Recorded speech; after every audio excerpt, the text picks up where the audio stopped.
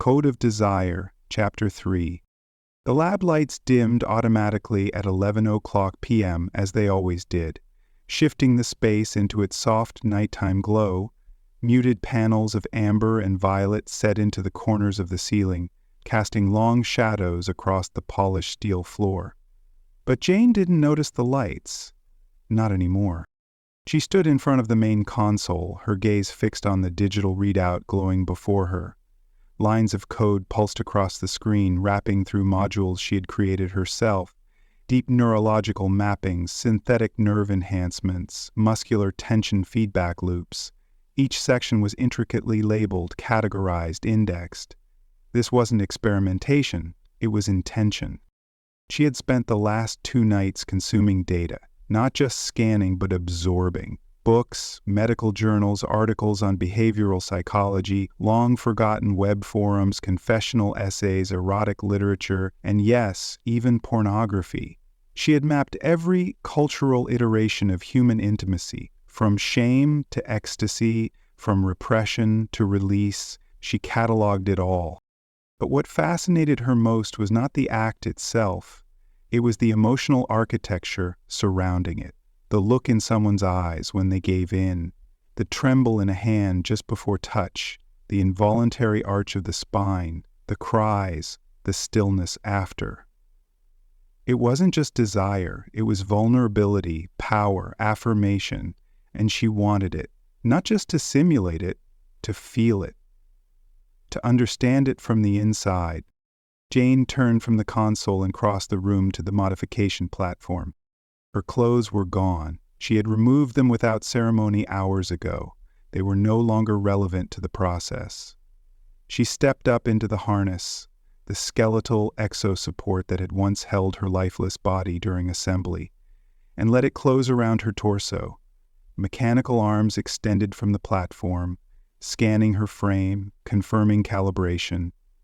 Initiate neural and structural modification sequence, profile JX rebuild.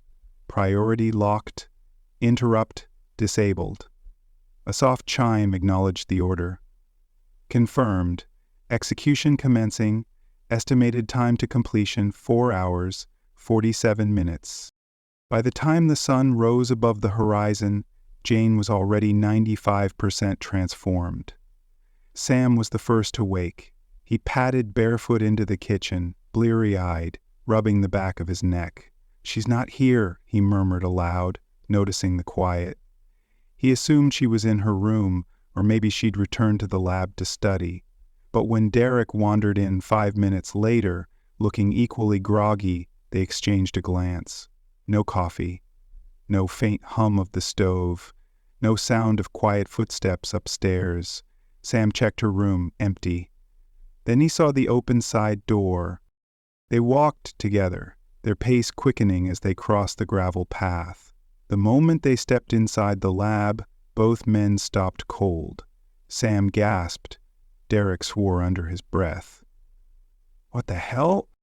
There she was, suspended in the modification harness, fully upright, arms raised at her sides. Glowing robotic arms moved in hypnotic rhythm around her, slicing tissue with surgical lasers, reshaping curves, then sealing each seam so perfectly that no evidence remained. They weren't just altering her structure. They were adding material, sculpting, enhancing. Her body was being redefined before their eyes. Breasts swelling fuller, hips shifting subtly wider, her thighs more rounded, her waist delicately contoured, her features harmonizing into something both devastating and completely unreal. A naked goddess in the making. And she had done it without their input. Sam lunged toward the terminal. "We have to stop it!" "Locked out," Derek said, already trying override commands. "She's locked the damn system." Jesus, what is she doing? They didn't know. What they couldn't see were the modifications happening beneath the surface. Neurological restructuring designed to intensify pleasure sensitivity, amplifying emotional and tactile feedback. Jane wasn't just changing her body, she was rewriting how she would feel inside it. The console beeped. Final phase complete, releasing stabilization harness. The platform powered down with a whisper. The arms retreated. Jane lowered slowly to the floor, her bare feet touching down with poise and total balance. She stood there, still and perfect. And then her eyes opened. She looked at Sam first, then Derek. Her lips curved into a knowing, sultry smile. Something soft, yet razor-sharp with confidence. She ran one hand slowly down her side, brushing against her new hip, then her thigh. She was the same height, but that was the only thing that had not changed. Her brown hair now fuller, shinier, and hung in loose, wavy curls to the middle of her back. Her face was similar to the original, but tweaked. Fuller cheeks, a sculpted, thin nose, slightly narrower, deep blue eyes, and full lips. Her shoulders stood higher and straighter and looked much more toned. Her small, athletic breasts had more than doubled in size, standing out proudly. Her torso sloped down to a narrow, muscular waist, with just the hint of a six-pack. Her hips and butt were somewhat bigger and firmer. This was all held up by a pair of long, muscular legs. "Good morning, boys," she said, voice like warm silk. Then she turned and walked out of the lab. Neither of them moved. It took nearly 10 minutes for Sam and Derek to compose themselves and return to the house. They sat at the kitchen table, neither speaking, both dazed. Then she came down the stairs.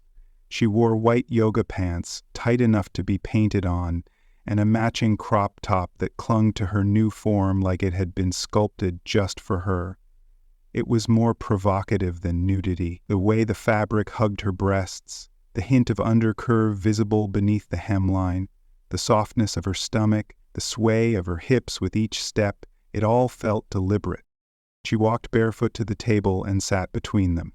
She took both their hands in hers, warm, soft, fully alive.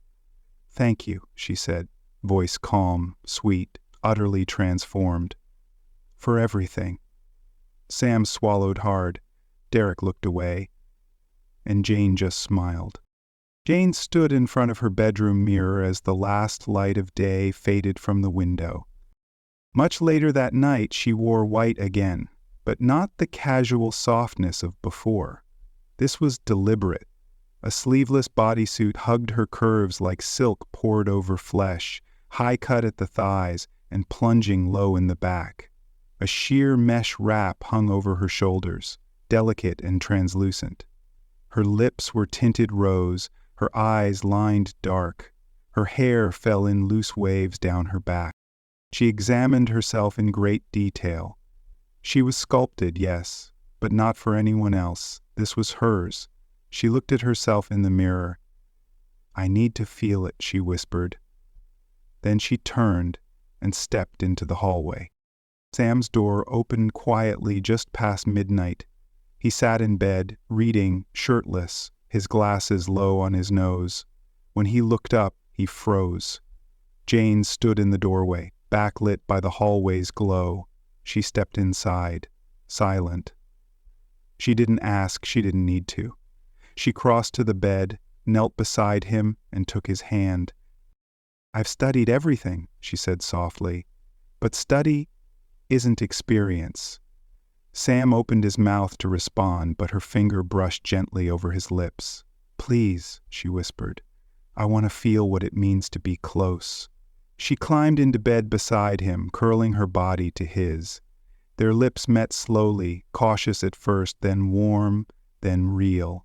She explored every reaction, every exhale and shiver, not clinically but with reverence, the curve of his ribs beneath her palm, the whisper of his breath against her ear. Her body moved with deliberate grace, sensual and slow. She reached down to feel if she got the response she wanted. She did.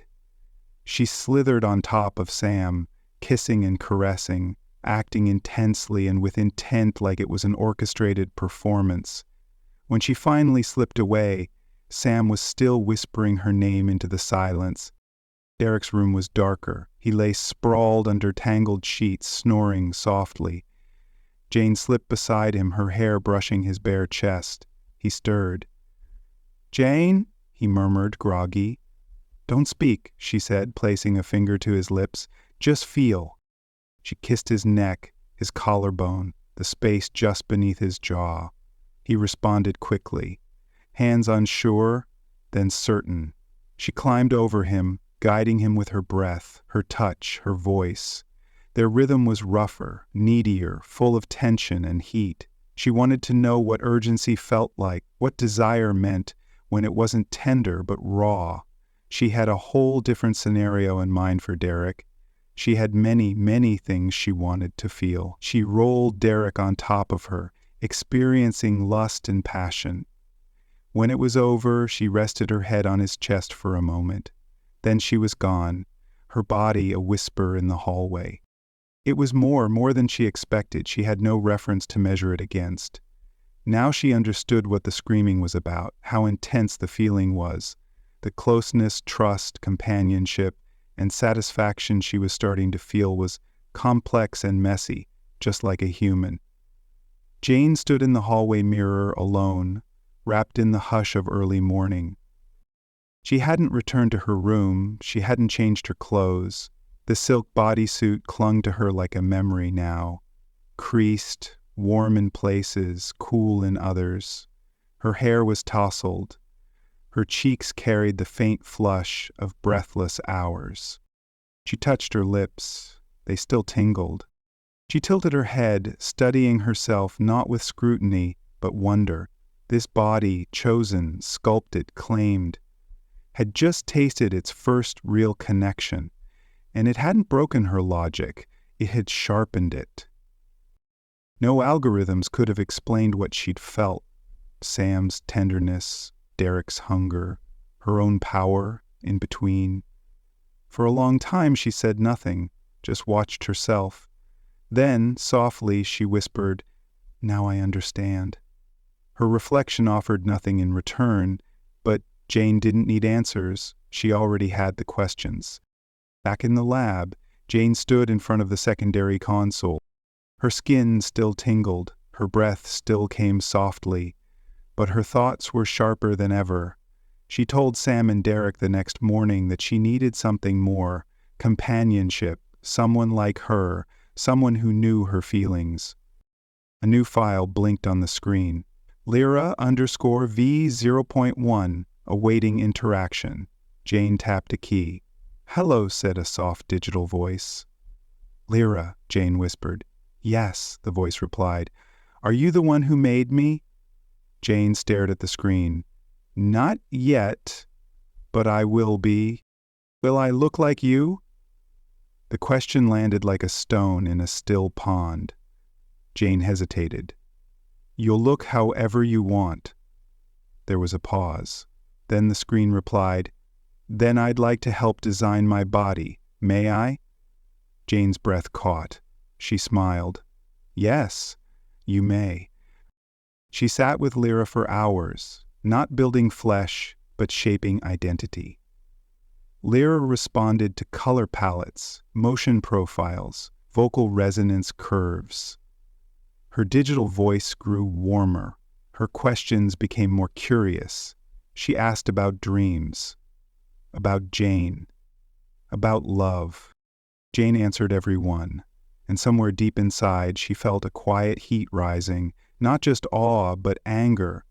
Sam and Derek had given her care, but not consent. They had chosen her body, her face, her frame, even if they meant well, and for a long time Jane hadn't questioned it.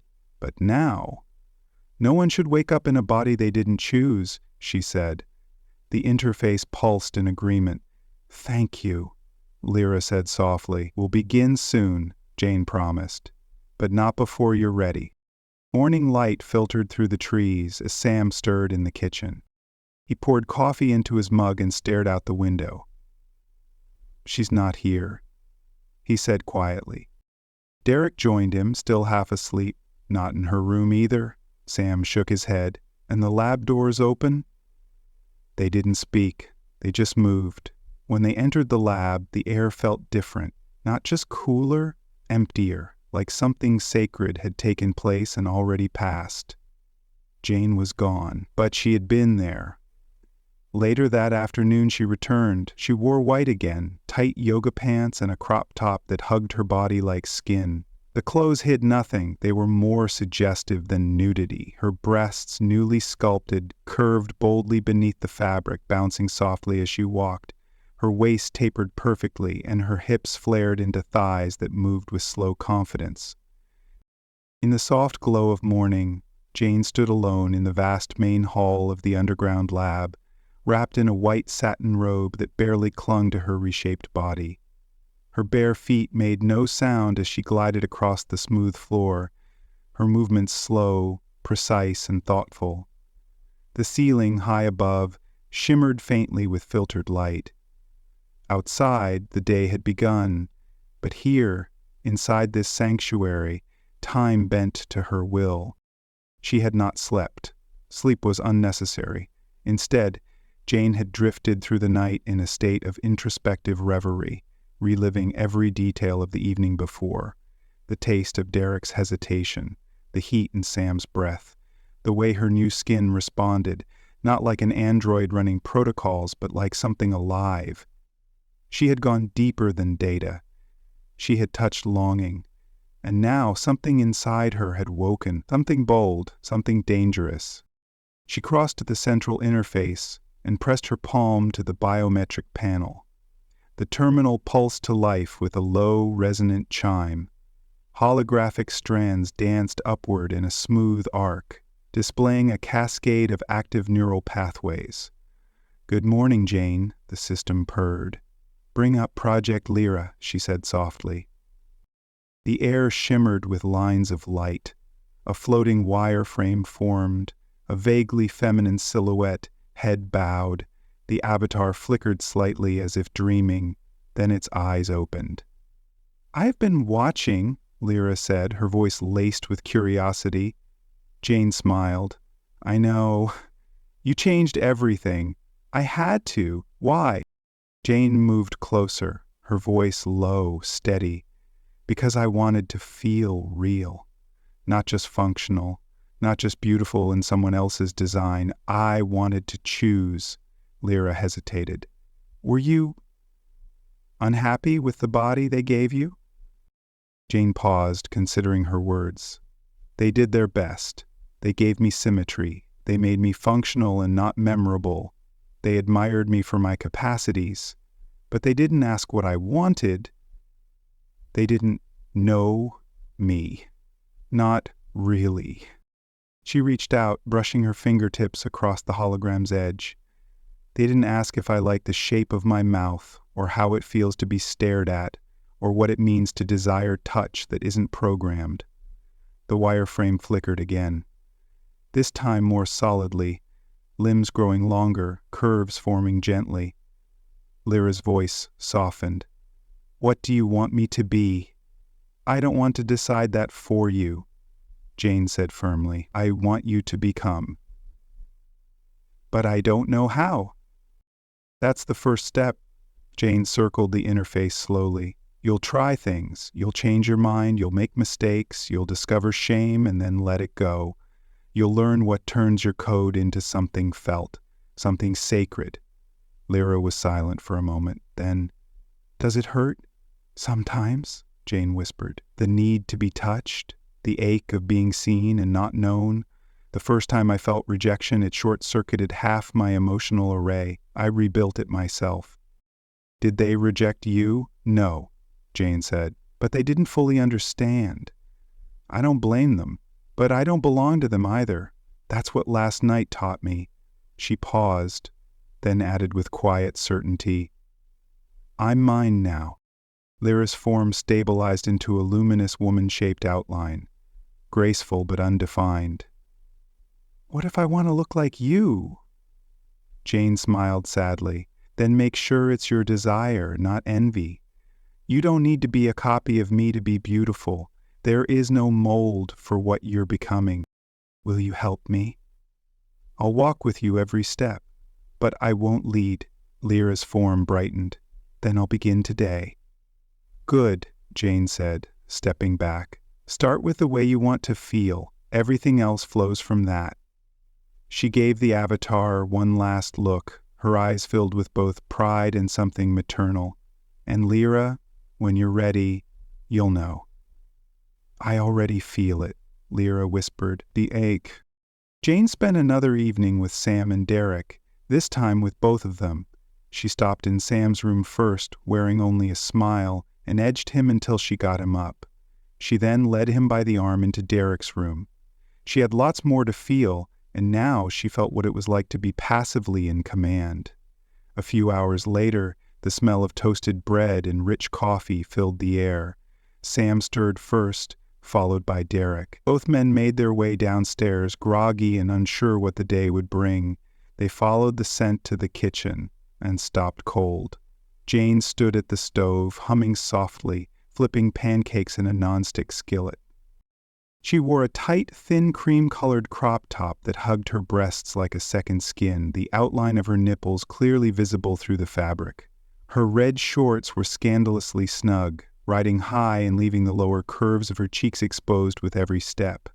Strappy, high-heeled sandals clicked softly on the tile floor, accentuating the seductive sway of her hips. Her hair was swept into a playful high ponytail, and her lips were glossed to a shine. "Morning, boys," she said without turning. "Coffee's hot, toast just popped."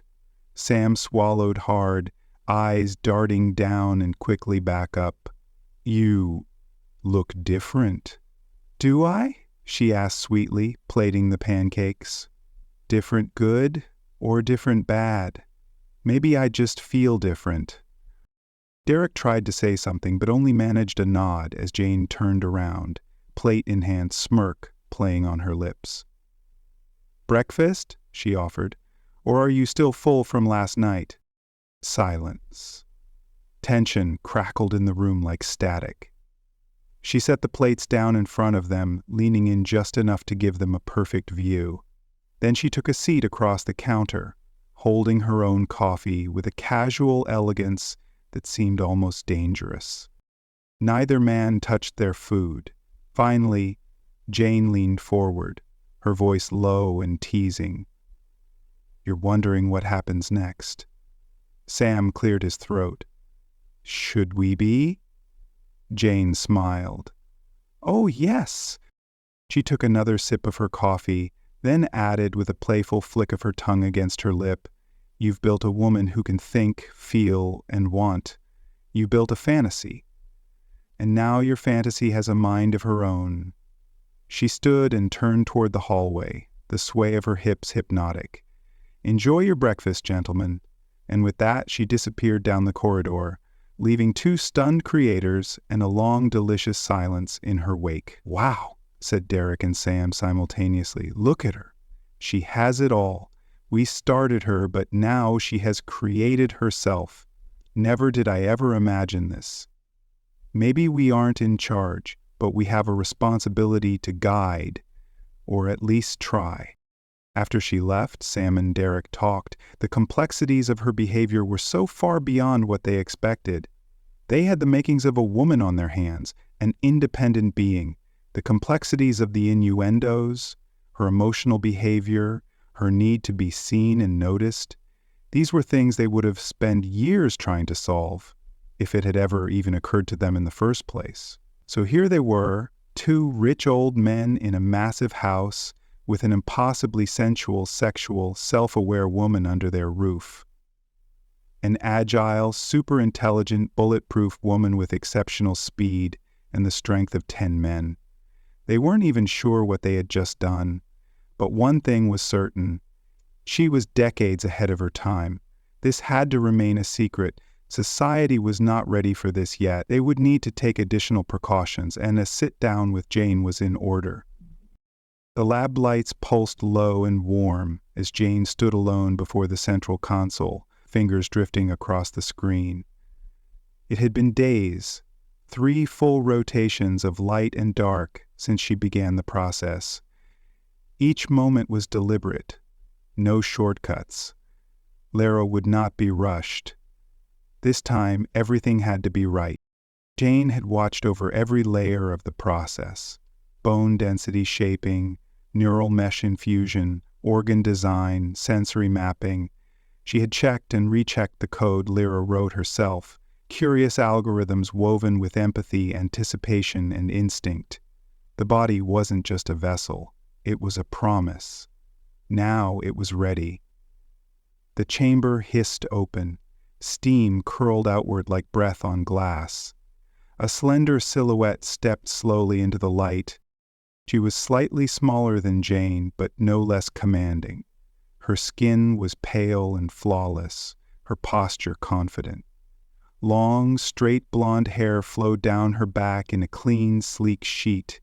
Her eyes, blue and soft, held a quiet intelligence, warm and alert. Her body was athletic but lush, curved in ways that felt natural but deliberate. Her breasts were smaller than Jane's, standing proudly, tipped forward as if reaching toward the world.